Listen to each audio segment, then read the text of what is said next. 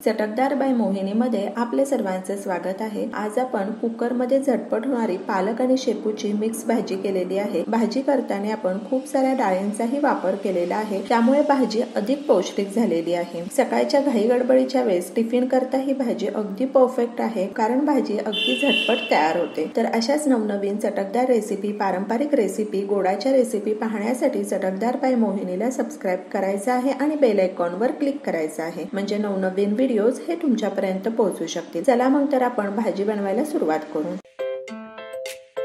तर भाजी बनवण्याकरता ह्या ठिकाणी आपण कुकर गरम केलेला आहे, त्यामध्ये तेल घालायचं आहे। मोहरी घालूयात अर्धा चमचा, जिरे घालायचं आहे अर्धा चमचा, आलं लसूण मिरचीचा ठेचा घालूयात, मिक्स करून घेऊ। 2 टोमॅटो घालायचे आहेत। टोमॅटो मऊ होण्याकरता आपण त्यावर अर्धा चमचा मीठ घातलेला आहे। भाजी घट्ट आणि चविष्ट होण्याकरता 1.5 चमचा आपण बेसनचा वापर केलेला आहे। बेसन आपण 2 ते 3 मिनिटाकरता मंद आचेवर छान परतवून घेणार आहोत। साधारण 3 मिनिट झालेले आहे। बेसन आपण व्यवस्थित परतवून घेतलेला आहे। शेंगदाणे घालायचे आहेत, अर्धा चमचा हळद घालायची आहे, 1 चमचा कांदा लसूण मसाला घालायचा आहे, 1 चमचा मिरची पावडर घालूयात आणि 1 चमचा गरम मसाला घालूयात। हे सर्व छान मिक्स करून घेऊ।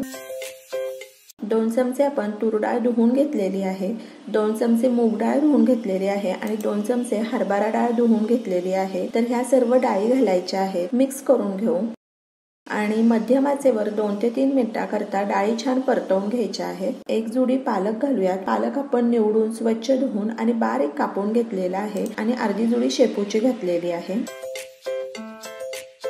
चवीनुसार मीठ घालायचं आहे आणि चिमूटभर ओवा घालूयात आणि मिक्स करून घेऊ। साधारण आपण 3 ग्लास पाणी वापरलेलं आहे।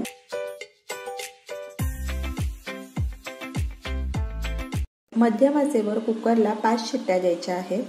पालकची भाजी लगेच शिजली जाते, पण सर्व डाळी शिजण्याकरता थोडा वेळ लागतो। डाळी व्यवस्थित शिजण्याकरता मध्यम आचेवर कुकरला 5 शिट्ट्या दिलेल्या आहेत। कुकर थंड झालेला आहे, तुम्ही पाहू शकता डाळी अगदी व्यवस्थित छान शिजलेल्या आहेत। 2 मिनिटाकरता भाजी मंद आचेवर उकळू देऊया। तर ह्या ठिकाणी 2 मिनिट झालेले आहेत, आपण गॅस बंद करायचा आहे। ही भाजी अगदी पातळही नसते किंवा जास्त घट्टही बनवायची नाही किंवा जास्त घट्टही नसते, मध्यम भाजी आपण बनवून घेणार आहोत। तर अशा प्रकारे आपली चटकदार, चविष्ट, पौष्टिक पालक शेपूची मिक्स भाजी ही तयार आहे। अशा प्रकारे तुम्ही भाजी करून पहा आणि मला सांगा कशी वाटली ते। तर अशाच नवनवीन चटकदार रेसिपी, पारंपरिक रेसिपी पाहण्यासाठी चटकदार बाय मोहिनीला सबस्क्राइब करायचं आहे आणि बेल आयकॉनवर क्लिक करायचं आहे, म्हणजे नवनवीन व्हिडिओज हे तुमच्यापर्यंत पोहोचू शकतील। आणि वेळात वेळ काढून तुम्ही माझी ही रेसिपी पाहिली तर त्यासाठी तुमचे खूप खूप खूप धन्यवाद। पुन्हा भेटूया अशाच एका नवीन रेसिपी बरोबर।